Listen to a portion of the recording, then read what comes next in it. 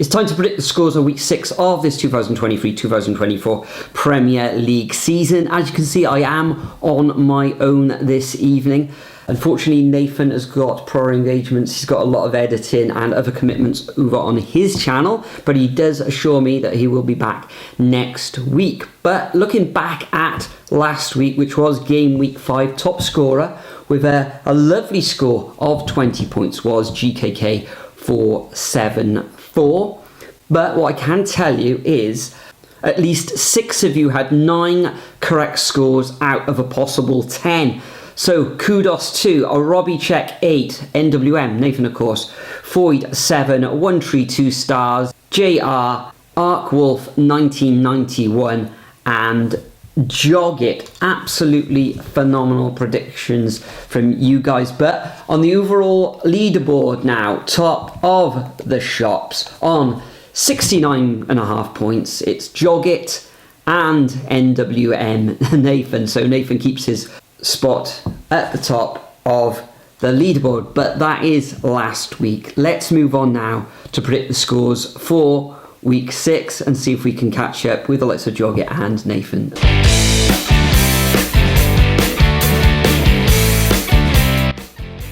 So this week's fixtures take place on Saturday the 23rd of September and Sunday the 24th of September. And first up, we've got a tantalising tie between Crystal Palace, the Eagles, coming up against Fulham.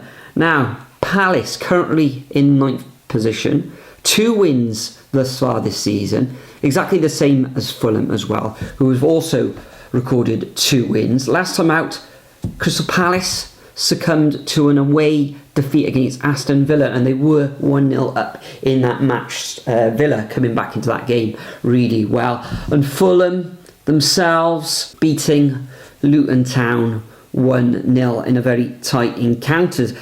I think this one will be tight as well. Home advantage to Palace with their ultras in the crowd at Selhurst Park, urging them on, taking on their London rivals Fulham, who will travel in numbers, but I think ultimately Crystal Palace will have just a little bit too much for them going forward. Edwards in good form. Eze's pulling the strings in the middle of the park, although I think he's only scored once this season himself. So I'm going for a 2-1 scoreline to the Eagles in this one. And Nathan, he is actually going to sit on the fence in this one. He's actually gone for a 1-1 draw. Next up, we got Luton Town coming up against Wolves. Luton Town winless at the moment from their first 4 games in the Premier League. A little unfortunate in game week 5 where they narrowly lost 1-0 away against Fulham. And Wolves only the 1 win out of their 6 matches so far, which was an away victory against the hapless Everton. Last week, they went ahead against Liverpool at home at Molineux, but succumbed to a 3-1 defeat. Mohamed Salah instrumental in that win for the Reds. So another tight one, this one. Luton haven't actually recorded any points yet in the Premier League, but I think that'll change. At home, in their previous encounter where they took on West Ham, they were a little bit unfortunate to lose 2-1 in the end, but I fancy them to pick up points in this one. A lot of people who've got fantasy football teams bringing in Morris in the coming weeks, as they got a bit of a double game week coming up, haven't they? So I'm actually going to go for a 1-1 scoreline in this one. I fancy the Hatters to get their first points. Nathan, on the other hand, actually thinks that Luton are going to gain all 3 points in this one. He doesn't trust Wolves on the road, even though that they did get their 3 points on the road this season, and he has actually gone for a 1-0 victory to the home side, Luton Town. Next up, we got Manchester City coming up against Nottingham Forest. Now, Nottingham Forest doing really well, currently in 8th position in the table, 2 wins in their campaign this season so far. And Manchester City, as usual, rolling everyone over, 5 games played and 5 victories. They won, of course, on Tuesday evening in the Champions League as well, coming back from 1-0 down to win that opening encounter in Champions League 3-1. Alvarez on the score sheet as well, and he's doing really well in the league, as is Erling Haaland. So I think this is probably a foregone conclusion. I think they'll keep a clean sheet. They've only conceded 2 free goals in the league so far as well in their opening 5 games. So yeah, I'm going to go for a 3-0 victory to the Citizens. And Nathan thinks Manchester City scored 3 goals again. However, he thinks that Forest will score, and he thinks ultimately it'll end at 3-1 to the home side. Next up, we've got Brentford taking on Everton. Now, surprisingly, Brentford have only won once in the league this season. The rest of those matches in the first 5 games have been 3 draws and a defeat, and they were defeated last time out away against Newcastle, narrowly 1-0. Had opportunities in that game. They do come up against an Everton side who are having a torrid time, only scoring twice this season, and they're joint lowest scorers with Luton. So they're going to find it tough going away to London. Brentford full of pace all over the park. Everton can't score goals, and I fancy the Bees to take all 3 points in this one, and I'm going to go for a 2-0 home victory. And Nathan agrees, however, he thinks it's going to be a really tight encounter, and he's gone for a 1-0 home scoreline. Next up, at 8 o'clock on Saturday evening. Hate football on a Saturday night. Dear oh dear. I'd love it all to be at 3 o'clock in the afternoon on Saturday, but there you go. That's the lights of those. That's the TV companies for you. Anyway, we've got Burnley coming up against Manchester United. Manchester United in Champions League action on Wednesday evening against Bayern Munich, and they're in for a tough time there. And I think they're going to be in a tough time on Saturday evening as well when they come up against this Burnley side, who've recorded just a 1 draw and 3 defeats in their opening 4 fixtures. And unfortunately for Burnley, I think they'll lose this match as well. They will make the Red Devils work for their victory, but I am going to go for a Manchester United win. I'm going to go for a 2-1 away victory to the Red Devils. But Nathan disagrees. He thinks it's going to end up all square, and he's gone for a 1-1 scoreline. Then, next up, we move on to Arsenal against Spurs, the first of the Sunday kickoffs. The big London, or the North London derby, live on Sky. Tough encounter this one. I think Spurs haven't recorded a victory in something like their last 4 meetings with Arsenal, I believe. Arsenal in action against PSV Eindhoven on Wednesday evening in the Champions League. I think it's going to be tight. Spurs have started their campaign really well. 4 wins on the bounce now.